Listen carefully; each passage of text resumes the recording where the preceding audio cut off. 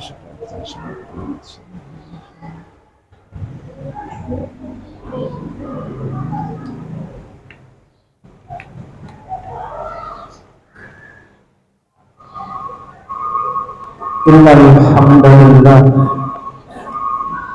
hamdalillah nahmaduhu wa nasta'inuhu wa nastaghfiruh wa na'udzu billahi min shururi anfusina may yahdihillahu fala mudilla lahu wa may yudlil fala hadiya lahu.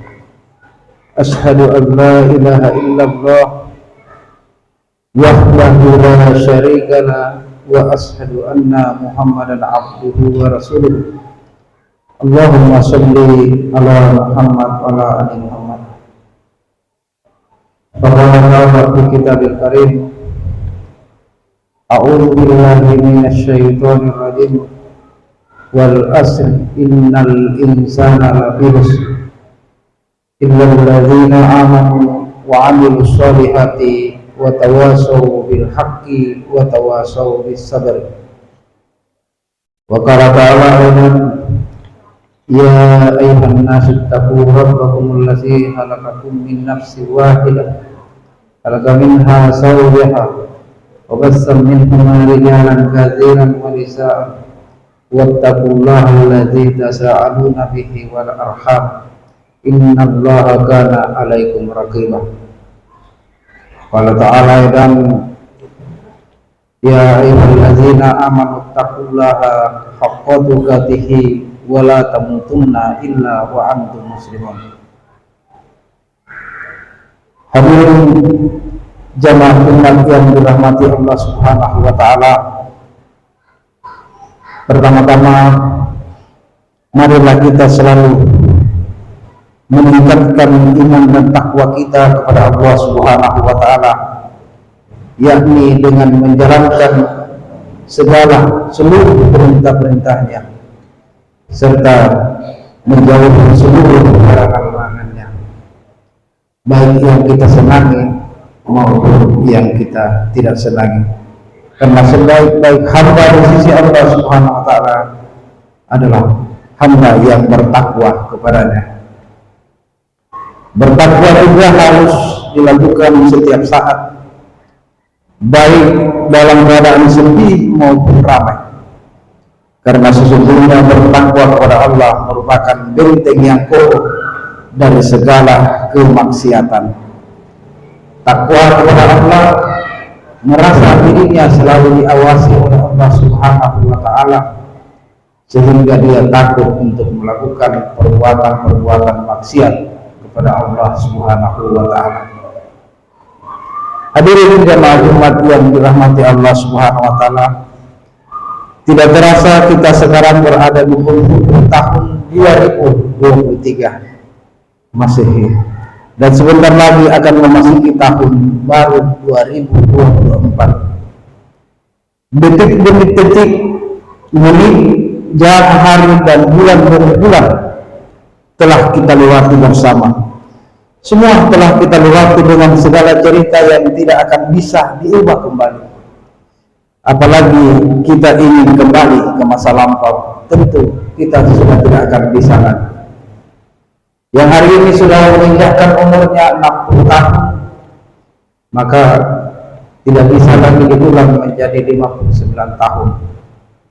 Yang hari ini sudah menginjakkan umurnya 40 tahun, tidak bisa lagi diulang menjadi 39 tahun.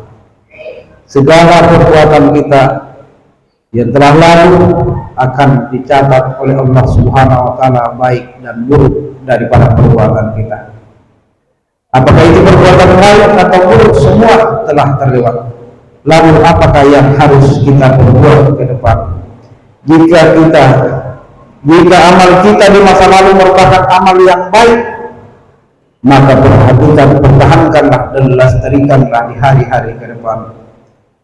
Tahun yang baru jangan sampai kebaikan yang telah kita lakukan, amal-amal yang telah kita perbuat di tahun sebelumnya justru hilang dan diganti dengan keburukan-keburukan. Karena itu merupakan sejelek-jelek perkasa Na'udzubillahi min dzalik. Jangan sampai di tahun 2023 kita banyak berbuat amal, kita taat kepada Allah Subhanahu wa taala. Salat kita semua kita lakukan, yang wajib apalagi yang sunnah, apalagi yang wajib, tidak ada yang terlewatkan. Jangan sampai di tahun berikutnya justru kita meninggalkan perintah-perintah Allah Subhanahu wa taala tersebut. Lebih baik lagi kita kebaikan yang kita lakukan bisa kita ajarkan, kita tularkan kepada orang lain, baik kepada keluarga, tetangga, dan masyarakat luas, sehingga apa yang telah kita nikmati buah dari kebaikan bisa juga dirasakan dan dinikmati oleh orang lain. Karena Rasulullah SAW bersabda, "Khairun nas anfa'ul linnas." Sebaik-baik manusia adalah manusia yang bermanfaat bagi orang lain. Hadirin jamaah Jumat yang dirahmati Allah Subhanahu wa taala. Akan tetapi yang namanya manusia, sebagaimana disabdakan oleh baginda Nabi sallallahu alaihi wasallam, merupakan tempatnya salah dan buruk.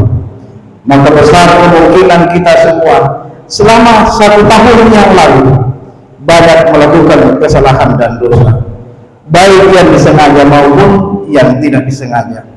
Oleh karenanya, ketika kita memiliki kesalahan dan perbuatan buruk di masa lampau, maka sebisa mungkin tidak kita ulangi di tahun yang baru yang akan datang.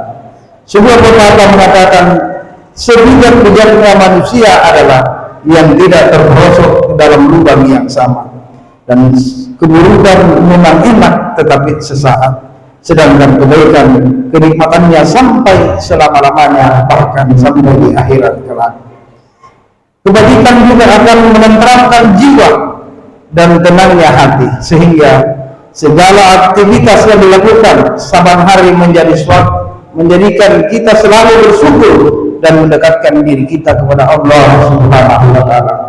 Sebagaimana yang disabdakan oleh baginda Nabi sallallahu alaihi wasallam yang diriwayatkan oleh Imam Tirmizi, "Khairun nas ma kana amruhu wa hasuna amaluhu."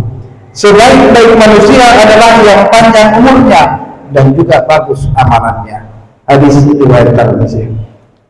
Hadirin sekalian jemaah Jumat yang dirahmati Allah Subhanahu wa taala. Akhir tahun dan tahun baru merupakan momentum yang paling baik untuk introspeksi diri, mengingat segala yang lalu dan merencanakan yang akan datang. Dan sebaik-baik perencanaan adalah yang disandarkan kepada Allah Subhanahu wa taala, dan juga karena Allah Subhanahu wa taala, dan dikembalikan kepada Allah Subhanahu wa taala. Akan tetapi banyak dari kalangan kita manusia ketika memasuki tahun baru justru semakin lalai kepada Allah Subhanahu wa taala, semakin memperbanyak maksiat, karena sesungguhnya sesuatu yang diawali dengan keburukan merupakan perilaku tercela dan berdampak buruk kepada setelahnya. Sedangkan sesuatu yang diawali dengan kebaikan maka berdampak kebaikan kepada setelahnya pula.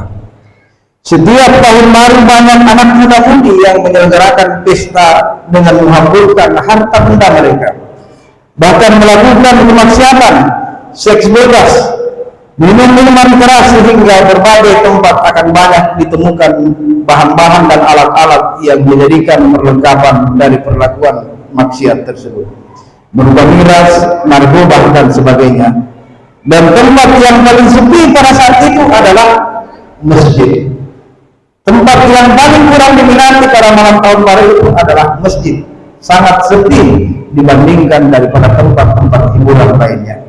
Boleh saja kita tidak ada larangan dan tidak ada anjuran, akan tetapi jika menimbulkan maksiat maka dilarang, dan jika menghasilkan kebaikan maka itu dianjurkan oleh para ulama.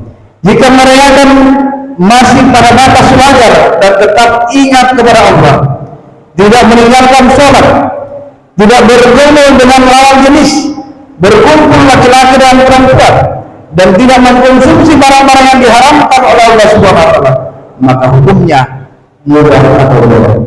Apalagi menjadikan saudara kita semakin erat, semakin bersatu dan terjaganya silaturahmi. Tentu ini dianjurkan di dalam agama. Hadirin sekalian dirahmati Allah Subhanahu wa taala. Sesungguhnya perbuatan-perbuatan maksiat di atas merupakan perbuatan orang kafir. Jadi ini adalah contoh-contoh yang diperbuat oleh orang kafir. Orang-orang yang hanya haus kemewahan dunia dan lupa akan akhirat. Mereka lupa bahwa telah diberi umur yang panjang oleh Allah Subhanahu wa taala sehingga masih bisa menyaksikan tahun baru.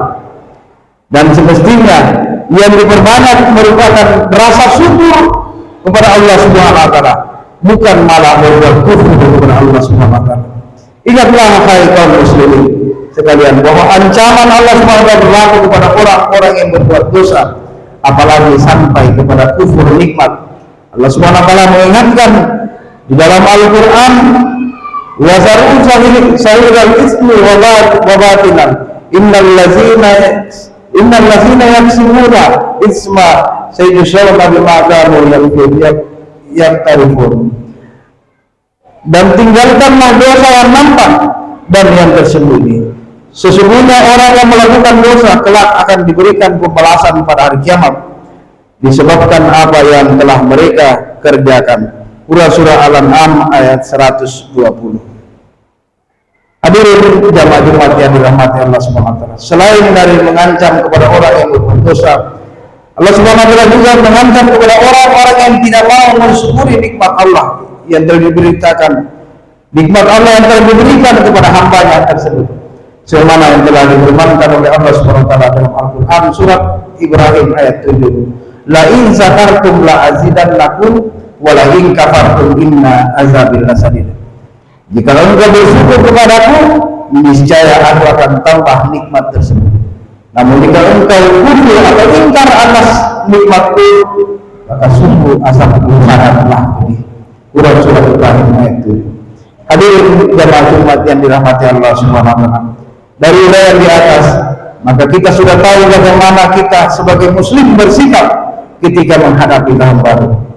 Sikap kita sebagai seorang muslim dalam menghadapi tahun baru ini, sekali lagi saya sampaikan, merayakan boleh saja, tetapi jangan sampai menjadikan kekufuran, kemaksiatan dan dosa bagi diri kita dan orang lain, sehingga hal tersebut justru menjerumuskan kita semua ke dalam neraka.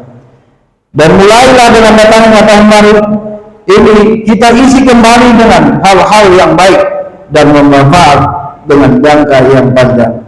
Tahun baru yang akan datang, karena hal tersebut akan mengantarkan kita kepada surga dan Allah Subhanahu wa taala.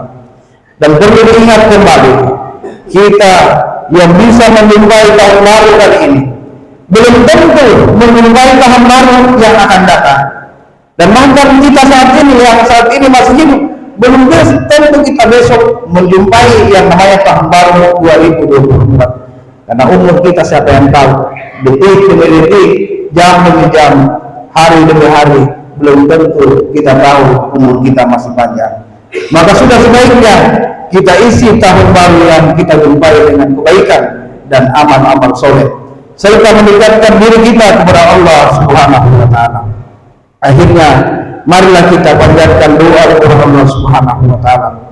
Semoga amal perbuatan kita yang kita kerjakan di masa lampau hingga sekarang ini diterima oleh Allah Subhanahu wa taala, dan perbuatan yang telah kita kerjakan hingga saat ini, perbuatan dosa, kemaksiatan atau kelalaian kita diampuni dan dimaafkan oleh Allah Subhanahu wa taala. Amin amin ya rabbal alamin. Barakallahu fiikum wa lakum fil Qur'anil azim wa taqabbal minna wa minkum tilawatahu innahu huwal ghafurur rahim.